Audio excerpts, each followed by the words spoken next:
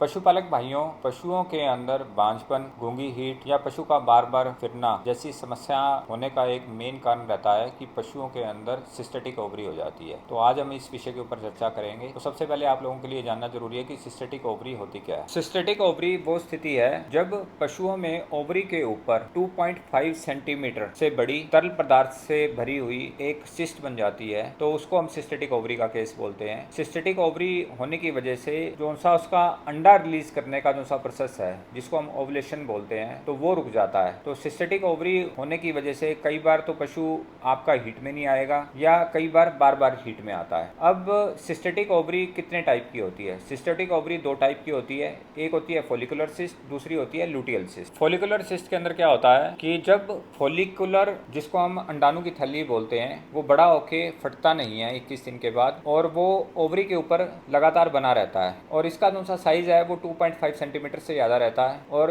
इसकी जो सी दीवारें हैं वो बिल्कुल पतली हो जाती हैं और इसके अंदर तरल पदार्थ भरा रहता है। तो इसको हम बोलते हैं फॉलिकुलर सिस्ट। फॉलिकुलर सिस्ट में बेसिकली क्या होता है कि ईस्ट्रोजन हार्मोन ज़्यादा रिलीज होने की वजह से पशु बार बार हीट में आता है। वो अब फॉलिकुलर सिस्ट के जो से सिम्टम्स हैं कि पशु बार बार हीट में आता है, 5 से 7 दिन के बाद हीट में आना शुरू हो जाएगा। पशु जोर जोर से रंभाता है, दूसरे पशुओं के ऊपर चढ़ता है, उसकी यूट्रस से, बच्चेदानी से क्लियर म्यूकस डिस्चार्ज निकलता रहता है। पशुओं में रिपीट ब्रीडिंग का केस हो जाता है। दूसरा होता है लुटियल सिस्ट। जब सिस्ट की दीवार मोटी हो जाती है और उसके अंदर लुटियल टिश्यू बन जाता है, तो उसको हम बोलते हैं लुटियल सिस्ट। में प्रोजेस्टेरोन हार्मोन अधिक मात्रा में रिलीज होने की वजह से पशु आपका हीट में ही नहीं आएगा, तो उस समस्या को बोलते हैं हम अनिस्टस की समस्या। अब लुटियल सिस्ट के जो से सिम्टम्स होते हैं कि पशु आपका बांझपन में चला जाएगा, जिसको हम बोलते हैं अनिस्टस का केस, या कई बार आता है तो बिल्कुल साइलेंट हीट पे आता है, जिसको हम बोलते हैं गूंगी हीट, या पशु बिल्कुल शांत व्यवहार करता है। अब पशुओं में सिस्टेटिक ओवरी होने का रीजन क्या क्या रहते हैं, कारण क्या क्या रहते हैं? जब भी आपका पशु ब्याने के बाद मान लो उसमें रिटेंशन ऑफ प्लेसेंटा का केस हो गया, उसमें मेट्राइटिस का केस हो गया, या एंडोमेट्राइटिस का केस हो गया, मतलब कि उसकी बच्चेदानी के अंदर कोई भी इन्फेक्शन हो गया, या पशुओं को ब्याने के बाद कई बार मिल्क फीवर का केस हो जाता है, ये भी एक रीजन होता है, या कई बार पशु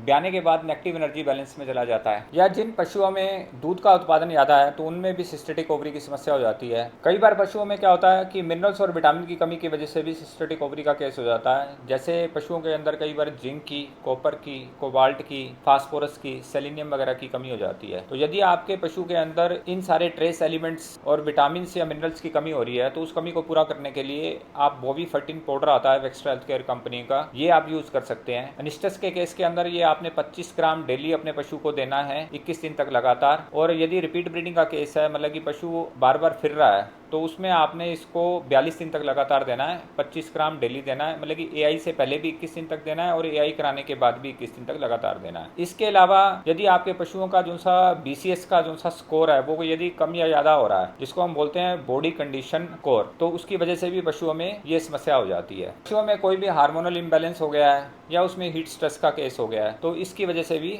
पशुओं में सिस्टेटिक ओवरी का केस हो जाता है। तो आज की वीडियो के अंदर हमने ये जाना कि सिस्टेटिक ओवरी होती क्या है, कितने प्रकार की होती है, और उसमें पशुओं में होने का रीजन क्या है। तो जोन सा नेक्स्ट वीडियो के अंदर हम सिस्टेटिक ओवरी को कैसे डायग्नोस कर सकते हैं और उसका ट्रीटमेंट कैसे कर सकते हैं, तो इस विषय के ऊपर चर्चा करेंगे। और पशुपालन से रिलेटेड ऐसी और अधिक जानकारी के लिए आप हमारे चैनल को फॉलो करें और सब्सक्राइब करें, या स्क्रीन पर चल रहे नंबरों से संपर्क कर सकते हैं।